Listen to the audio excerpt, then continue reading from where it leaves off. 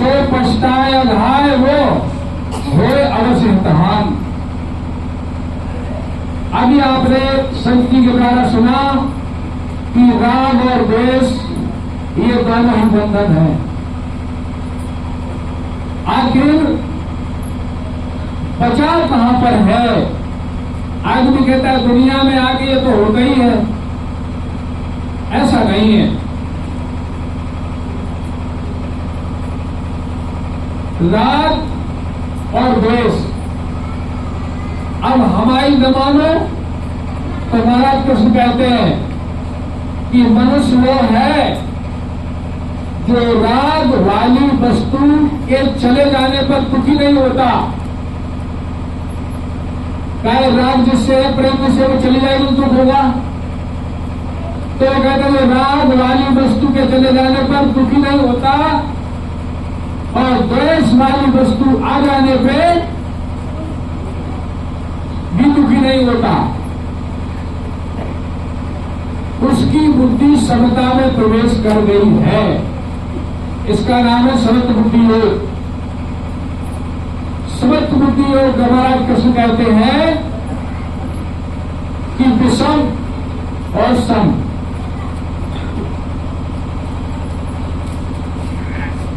हानि लाभ जया जरूर, जो हानि लाभ में, जय पराजय में, जन्म और मृत्यु में, मिलन और वियोग में एक सा है, वही मनुष्य है।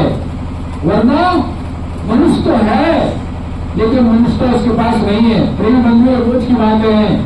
प्रेमी आ गया और उसे जाना पड़ेगा, और जब जाता है तो हमें कष्ट होता है कुछ निकला जा रहा, और जिससे हमारा कोई लगाव नहीं है ये कहते कब यहां से जाए। ये दो चीजें हमारे पास है, कारण या निवारण। कारण मत समझो, कारण ये है कि 84 लाख योनियों में एक योनि जो संभलने की है वो यही है। बाकी इसके पीछे 99,999 योनियों में हमने यही काम किया, प्रेम, लगाव और द्वेष। पशु को अपने बच्चे से प्रेम है, उसको जीभ से चाटता है और दूसरे के बच्चों को सर मारता है तो राग द्वेष वहां भी है। तो इन राग द्वेष वाली योनि में घूमते घूमते घूमते घूमते आज हम मनुष्य में आ गए, लेकिन स्वभाव वही है। फिर सदा माया कर प्रेरा, काल सदा कर्म घेरा। ये मेरे पास घेरा लगा हुआ है। ये घेरा हमारा मनुष्य शरीर में भी मजबूत है। इस स्वभाव के कारण हमारा जन्म और मरण निश्चित है। जन्म और मरण निश्चित मतलब पराधीन के कारण मरना नहीं चाहते, मरना पड़ रहा। स्वाधीन नहीं है। स्वाधीन अंतःकरण वाला मरने को मरना नहीं कहता, वो मरने को कहता शरीर बदलना। पराधीन अंतःकरण वाला मरना नहीं चाहता, मरता है और जहां लगा होता वहीं जाता है। अभी आपने कहा था, उन्होंने कहा कि प्रिया से कहां जाओगे, तो आपने कहा पता नहीं, लेकिन पता यही है जहां आपका प्रेम है। अभी बाबा कहा था नाती 10 रुपए ले गया, प्रेम कहां है? नाती से नहीं था, पर्दा हटा तो धन से था, और धन का प्रेम सर्व गति में ले जाएगा।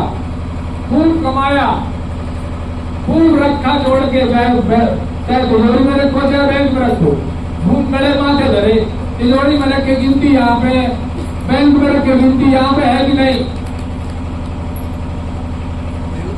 तो बैंक में धरे थे, यहाँ ये धरे हैं और यहीं पर हम फंसे हुए हैं।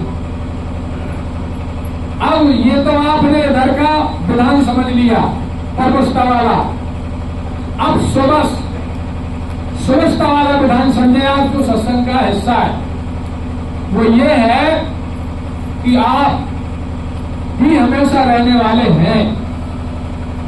आप कहीं नहीं जाते, आप यहीं हैं। उन्होंने कहा पर्दे बदल के, पर्दे के पीछे शरीर बदल के चले आते। कहां जाएंगे? जहां पर राग होगा, द्वेष होगा।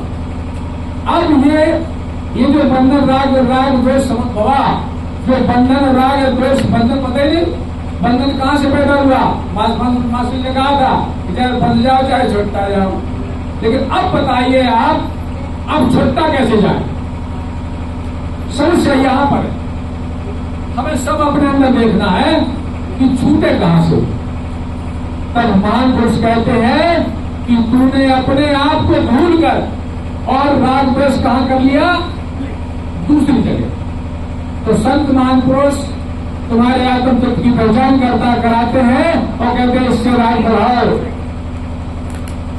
अभ्यास योग नित्य चेतता ना निगावना। हे अर्जुन, अपने आत्म स्वरूप के मजबूत करने के लिए वहां पर अभ्यास बढ़ाओ। चित्त साधा निगामना, अगर उसमें लगाओगे तो धीरे धीरे धीरे धीरे तुम्हें अन्य तरफ में जाने वाला चित्त मिलेगा, अन्य राग और द्वेष मिल जाएगा। और अब जो आपका है, जो अनन्य है, वो हमारा है, उसी में लगाने को कहा। अभ्यास क्या है? संसार से हटके, लेकिन संसार हमने देख लिया है, और जहां लगाना है वो हमने नहीं देखा है, उसका नाम सुना,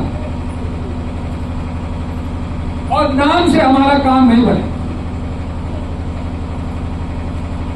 क्यों? कि नाम धरुका है, उसके धरे गए।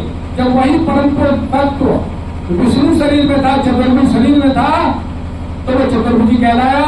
और जब वही उस शरीर को छोड़ के राम में आया, इतिहास कहता है, थोड़ा दृष्टांत है ये, कि जब वही चेतन तत्व राम में आया तो शरीर बदला, खाता बदला, राग और द्वेष बदला, जीवन का दर्शन बदला, आया वही।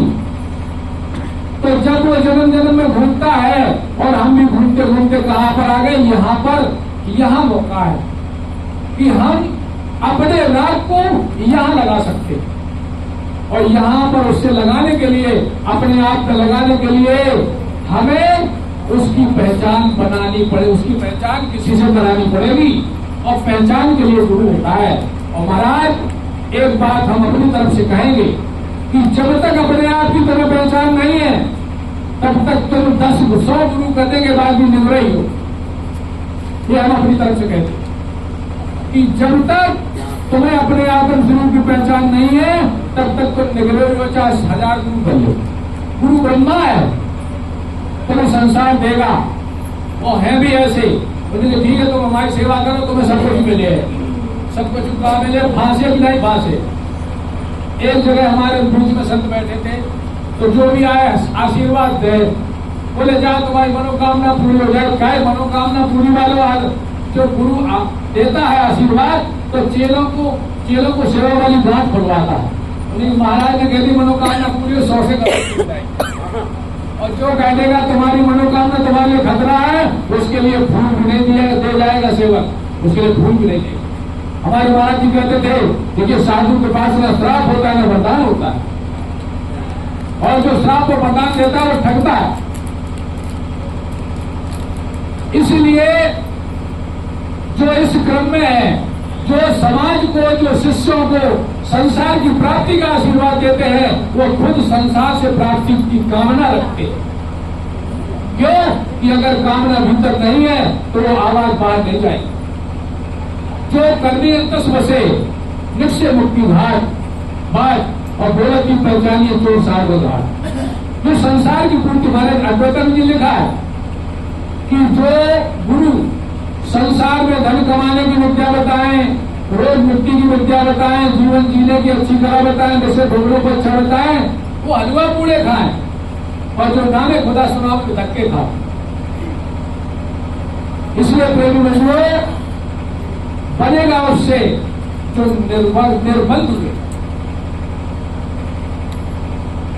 जो हुए आजाद उनका हो गुलाम, तब मिले दी का मदा तुझको तमाम। जो महापुरुष व्रत हो गए, उनकी गुलामी अगर मिल जाएगी तो तुम भी व्रतता की है संसार की गुलामी से छूट सकते हो। वरना बंदे को बंदा मिले ताज छुड़ावे कौन।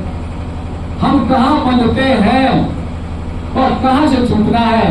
केवल छूटने का एक ही रास्ता है और बदले के लाखों रास्ते। कदाचित यदि भाग से ऐसा गुण मिल जाए, संत विशुद्ध मिले पुण्य जबही और राम कृपा के चितवा कभी। जो बताओ विशुद्ध संत की पहचान हो पाए? हम में है ताकत पहचान ली। एक लड़का आया हमारे पास, 22 साल का था करीब। उसने विवेकानंद का राजयोग पढ़ा था। राजयोग पढ़ा था तो उसमें उसे लगा कि विवेकानंद के राजयोग से दुनिया में उनके ज्ञान का डंका पड़े। तो नई उमंग थी, वो सोचे सबसे पूछे विवेकानंद वाला राजयोग चाहिए, हमें विवेकानंद वाला ज्ञान चाहिए।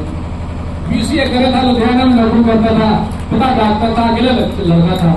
तो जब वो अपनी जगह पर आया, परमाणु जगह है महुआ के पास, उसने यही पूछना चालू किया कि महाराज हमें विवेकानंद का ब्रह्म ज्ञान चाहिए। अब जो कोई कहे उनकी जाओ पादरी के पास चले जाओ या मौलवी के पास जाओ, पंडित जी के पास पूरे जाओ, उसके सवाल का हल नहीं। हम और एक महात्मा जी हम पहुंच गए उस समय, तो वहां पर हमारी रिश्तेदार की दुकान थी। हम वहां बैठे थे तो वही बात चल गई। तो उन्होंने कहा भाई साहब वो गुप्ता के लड़का तो तुमसे न मिलवाते। तो हमने भाई तुम्हारा मैंने मिलो। तो उन्होंने अपने मेडिकल स्टोर से उसे फोन किया, वो आ गया। पहचान किसी की नहीं थी। तो उन्होंने कहा भैया तुम्हें कौन सी दवा चाहिए? उन्होंने कहा महाराज आपने मिश्रा मेडिकल स्टोर से आपने फोन किया मुझे? बोले हाँ हो, महात्मा के अंदर बैठे। तो हम वहां पे हमारे महात्मा जी थे वरिष्ठ, हम और 2-4 लोग बैठे थे अंदर तक पे, यही चर्चा हो रही थी। तो वो आया, जैसे आपने शक्तिमान देखोगे ऐसे कमर पे हाथ करके घूम के बोला मुझे विवेकानंद वाला राजयोग चाहिए। तो हमने कहा अच्छा बैठ जाओ बैठ जाओ बैठ जाओ। हमने कहा तुम्हें ये बुखार कब से चढ़ो? ज्ञान वाला। हमने थोड़ा सा इस भाषा में कह दिया। हमने कहा तुम्हें ये बुखार कब से चढ़ा? बोले साहब हमने राजयोग में पढ़ा है और मुझे विवेकानंद वाला राजयोग चाहिए, ज्ञान चाहिए। तो हमने कहा तुम्हें कुछ ज्ञान के विषय में इधर उधर पता है? बोले नहीं है साहब। तो हमने कोई कह दे ये राजयोग ले जाओ, कोई मंत्र बता दे, कोई तंत्र बता दे, कोई कुछ भी बता सकता है, लेकिन बेटा तुम फिर भी लाके रहो। कम से कम जो वस्तु तुम्हें चाहिए उसके कुछ गुण तो समझो। तुम्हें कुछ समझ रहे हैं? बोले साहब हमें तो कुछ समझ नहीं। तो हमने उसका हाथ पकड़ा। हमने कहा ये बताओ तुम क्या करते हो? तो बोले बीसीए करके जॉब करते हो। मैंने वही पूछ रहे भजन पूजा में क्या करते हो? तुमने कहा हनुमान चालीसा पढ़ता हूँ, मुझे याद है। और सुना है? हमने कहा तो हमें ना सुना। ये बताओ मुझे लगता है कि तुम हनुमान चालीसा नौकर से पढ़ाते हो, तुम नहीं पढ़ते हो। बोले नहीं महाराज हम नौकर से हम भी पढ़ते हैं, प्राचीन मंदिर उसमें जाके पढ़ते हो। हमने कहा फिर भी तुम नौकर से पढ़ाते हो। अब 2-3 बार हमने कहा बोले महाराज जी समझाओ, समझ नहीं पा रहे। हमने कहा देखो वो तुम्हारा नौकर है, कहीं ये बोलो नौकर है कि नहीं? आज ये देखो पैर ये चलो, तुम तुम्हारे सब नौकर हैं। तुम मुंह नहीं हो, तुम्हारा मुंह है। तुम कान नहीं हो, तुम्हारा कान है। तुम शरीर नहीं हो, तुम्हारा शरीर है। फिर ये सब तुम्हारे नौकर हुए कि नहीं हुए? बोले महाराज आज ही शंका दूर हो गई। यानी अब जानना किसको है? जो शरीर वाला है, शरीर नहीं है, उसे जानना है। वो है ज्ञान का तत्व। तो हमने कहा उसे जानना है जो ये सब नौकर है जिसके। बोले महाराज आदि शंका जरूर है, हमें आदि से काम नहीं चले। फिर वो हमसे बोला, वो बोले महाराज तुम्हारी नजर में कोई तत्वज्ञानी है? तो हमने कहा बेटा मेरी नजर में था, मेरा काम बना और मैं अभी कह रही ये बैठे, तुम्हारा अकीदा नहीं होगा, तुम्हारा विश्वास नहीं होगा। मैंने कहा ये महात्मा जी बैठे ये तत्वज्ञानी है, तो तुम्हारा नजर में जब आएगा, जब तुम्हें विश्वास हो जाएगा उसकी रहने का, उसकी वाणी का, तब तुम्हें लग जाए कि यही मेरे तत्व का समाधान कर सकता है, तब तुम्हारा काम बने। बोले महाराज हम बता के न्याय मंत्री से हमें आप फोन दो और हम आपसे मिलेंगे। तो हमने कहा बिल्कुल गलत बात, हम तुम्हारा यहाँ फोन लिखते हैं, तुम लग जाओ हमारे प्राण बाहर हो जाए, तो फोन ले घूमे भी नहीं। तो मेरे कहने का मतलब ये है कि जब तक किसी को उसकी प्यास नहीं लगेगी, प्यास काय को लगे। हमसे लोग कहते हैं बोले काय महाराज ध्यान ना होगा तो कुछ घटी घटोती क्या दिक्कत है, खाली को ले लो। तो जिसे ज्ञान के लिए भूख होगी उस रास्ते की तरफ चलेगा। और जिसे केवल मजाक है बड़ी बढ़िया ऐसे सुन ले कह ले और कोई सत्संग है, वो जीवन भर कुछ नहीं कर पाए। इसलिए फैसला तुम्हें करना है, सुनना तुम्हें है, फैसला तुम्हें करना। क्यों कि इसी तत्व के सब धारण करने वाले को, जब तक इस तत्व की धारणा हमें नहीं मिलेगी ध्यान होना संभव नहीं है। पहले धारणा है और धारणा तब होगी। महाराज योगेश्वर कृष्ण 8वें अध्याय के 8वें श्लोक में कहते हैं कि जब तुझे हे पार, ये नियम है, सनातन नियम है, प्रयास का नहीं है कि इसमें जो रोम रोम में बह रहा है, जब तक तुझे इसके स्वरूप का बोध नहीं कोई कराएगा तब तक तेरी धारणा नहीं बनेगी। धारणा का मतलब है कि एक अपने स्वरूप विशेष में 12 सेकंड तेल की धरे तक रुकना, तेल की धार की तरह रुकना। हम रुकते हैं, धारणा है संसार की। अगर ध्यान काम में है तो बगल में निकलने वाला नहीं, हम समझ में आए। धारणा तो है आपके पास, लेकिन हमारी आत्मा की धारणा संसार में है, काम की धारणा है, हम उसमें मग्न हो जाते हैं। तो जब तक हमारे कृष्ण कहते हैं कि नियम है ये कि परमेश्वर के ध्यान के अभ्यास के लिए उसका पहले स्वरूप जानना है। ध्यान बाद में होगा, पहले स्वरूप जाना जाएगा। जैसे हम कहते हैं हमारे घर का ध्यान करो, आप नहीं कर पाओ, मैं आपके घर का ध्यान नहीं कर पाऊं, क्यों कि दृष्टिगोचर नहीं है। लेकिन ये बाहरी इंद्रियों का विषय संसार और वो हमारा अंदर के नेत्र का विषय है। वो कर रहे हैं विमल विलोचन हीर के, वो हृदय की आंख का सवाल है। हृदय आज भी नाम लेते कहता है ये हृदय ना, ये हृदय ध्यान करने वाला नहीं है, हृदय ये है। तेरी माही 2 दिल, इस शरीर में 2 दिल हैं, एक खाकी एक नूर। ये खाकी जलने वाला है और ये नूर है जो इस पिंड से दूसरे पिंड में वासना को लेकर जाता है और वही जन्म होता है। यहाँ के दिल की वासना कैसे हटे? तो ध्यान यहाँ का विषय है, ध्यान यहाँ का विषय नहीं। तब उन्होंने कहा कि अपनी शक्ति को मस्तक पे स्थापन करके निश्चल मन से, निश्चल मन के लिए चाहे धारणा के लिए, जब तक ये तरकीब नहीं मिलेगी हमारा गीता के हिसाब से चैलेंज है, कोई धारणा करके बता दे। किसकी धारणा? धारणा अपने स्वरूप, अपने आत्मा की धारणा। क्यों कि बिल्कुल स्पष्ट है ये। रावण कहती है कि निज सुख बिन मन होए की धीरा और परस की होए विहीन समीरा। बिना हवा के स्पर्श नहीं पता चलेगा और बिना अपने स्वरूप बोध के मन स्थिर नहीं हो। इसलिए कहते हैं कि अर्जुन मुझमें मन को स्थिर करने के लिए यज्ञ करते हैं, तीर्थ करते हैं, पवित्र में स्नान करते हैं, तप करते हैं, जप करते हैं, दान करते हैं, लेकिन उनका ये सब करना अविधि पूर्वक है। तो विधि विधान, जो विधान सनातन है हमारी नहीं चलेगी। जो सनातन विधान है, इस रोम रोम में बसी शक्ति को हम कंसंट्रेट कैसे करें और कहाँ पर कंसंट्रेट करें? ये हाथ में भी कंसंट्रेशन मिल जाती है। अगर इसे हमें 5 किलो उठाना है तो 5 किलो उठाएंगे और 20 किलो उठाना है तो यही से 20 किलो उठेगा। तो इस भौतिक शक्ति की सीमा है, हमसे इसके बाद सीमा के बाद नहीं उठेगा। लेकिन इस शक्ति में जो चेतन की सीमा है वो जीव से ईश्वर तक की सीमा है। ये जीव ईश्वर स्वरूप, ये आत्मा परमात्मा स्वरूप। इसकी सीमा कहां तक है? वहां तक है, असीम तक। इसलिए यहां से रास्ता चला जाएगा और इसी का नाम गुण है। देवी पुराण में देवी भगवती से हिमाचल पूछते हैं, क्या देवी भगवती गुरुओं के द्वारा शिष्यों को देने वाली दीक्षा क्या है? तब देवी भगवती कहती है कि है पर्वतराज, आत्मा से परमात्मा की एकता तक पहुंचने की तरकीब का नाम दीक्षा है। ना मंत्र दीक्षा है, ना तंत्र दीक्षा है और ना तुम्हारी जंत्र दीक्षा है, लेकिन गुरुओं के द्वारा ये भी चल रही है। इसलिए हमारे संतों ने कहा है कि पूरा सतगुरु भेंटिए, पूरी पाइए जुगत, हसन दिया, खेलन दिया, खवन दिया, पहचान दिया। प्रेम गुरु सत्संग यहां से शुरू होगा। उस सत्य का संग यहां होगा जब उसके स्वरूप की पहचान हो। चाहे कुछ भी बोलो, सब एक समान फल देने वाले हैं, लेकिन जो वास्तव में फल है, जिसे भक्ति का फल कहते हैं, जीवन का फल कहते हैं, वो उसकी पहचान और मेल बनाने में, उससे पहले।